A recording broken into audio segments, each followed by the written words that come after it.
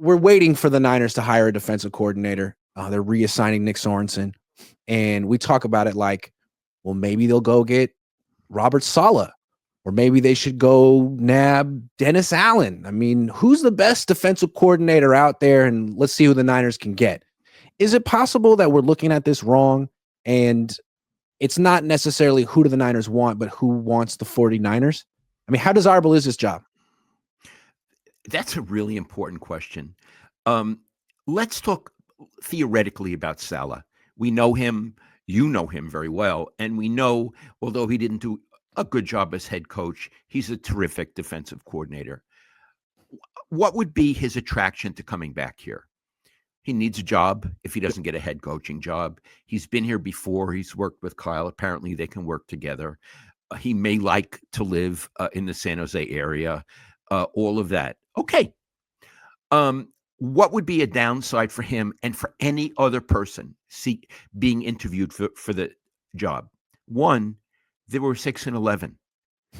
Their defense is compromised. We don't know how good Dre Greenlaw is going to be. Or if he'll be on the team next year. Free agent. Good point. We know that their defensive line is not sufficient. We know that Nick Bosa is a very good player, but he's not an all-pro. He's not an all-pro anymore. So he'd be asked to take over a declining defense. Plus, although he's done that wide nine thing, it's an odd thing. It's an odd formation. And Kyle, although he says he's open to changing it, never has been open to changing it. And finally, I don't believe these guys are going to be around more than one more year. Why would Saleh or any other respectable defensive coordinator come onto a team where the head coach and his staff may be fired after one more season? Then he'd be looking for a job yet again, because they usually get cleared out. So, or he'd have to deal with another head coach that he didn't select if they get bounced, which I believe there's a very good chance that they're going to be out. I don't think it's looked at from that perspective the best job available to good defensive coordinators. I don't either. I mean, besides the fact that you got Bosa, Warner, and Lenore and a bunch of who knows what else, you may have to run Kyle Shanahan's system. You may have to run the wide nine. The last two guys got fired after 1 year. This team is itching to find a scapegoat for their problems. And if you aren't scapegoated, if you don't get fired after 1 year, Kyle could get fired after next year, and then you're gone anyway. So it's not like if you become the Niners defensive coordinator, all you know is that you'll be their defensive coordinator for 1 year. That's all you really know. That's right. So it makes it not all that desirable. And even someone like Dennis Allen, who I suppose would be an adequate defensive coordinator, he would have to look and say, I've been a head coach twice. Is this a situation that's good for me? Plus, I would have to say, Iggy, they're talking about Dennis Allen. I covered him when he was with the Raiders. In terms of personality, I want to say about Dennis Allen, and it was Iggy. It's a very sad story, and I think that the police authorities should investigate this. But I believe Dennis Allen's personality was stolen at birth. Probably you hate to hear that. It's just not fair. It happens. Yeah. He was just a baby. He was just a newborn. Yeah. And these people, they go in and they steal their personality. The personality snatchers. Right. And poor Dennis Allen, someone stole his personality within the first few hours of his life. So since I think the same thing might have happened to Kyle Shanahan, you don't want two people like that running a squad. You need someone with zip, pizzazz, like, D'Amico and Robert Saleh have, and probably you don't want Dennis Allen.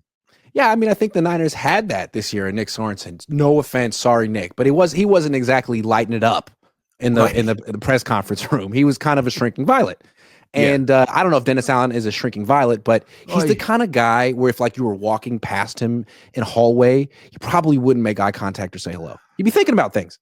That's what people at the Raiders told me, that you could. Yeah. Again, I wasn't there in the building, when they were private, but I was told he'd walk right by you and he'd be thinking about things and he wouldn't even know that you were there. Now, It by the seems like way, Brian Sabian was like that too. So people are like that. And I like Brian very much, but people are like that. But that's what I was told about Dennis Allen. he'd be a good defensive coordinator for a coach who's a big personality, or Yeah, who's like Sean Payton or Jim Harbaugh or Dan Campbell. But for Kyle, it seems like a bad fit. I think so. I think you need someone as defensive coordinator who actually displays passion that he actually feels. Displays passion that he actually feels. I like that. Kyle can't Yeah. display passion, and I'm not sure that he feels any. I would say it's questionable on both. Well, first of all, I've never seen him display it, but whether he feels it, I have no idea. On television this weekend, Fred Warner was like a guest on some of those pregame shows, and they were asking him about D'Amico, who had that big win. And Fred Warner, who played for D'Amico for a few years, called D'Amico one of the truest leaders of men he's ever been around.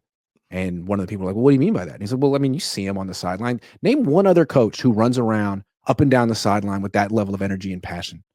I was thinking, yeah, well, definitely not your coach.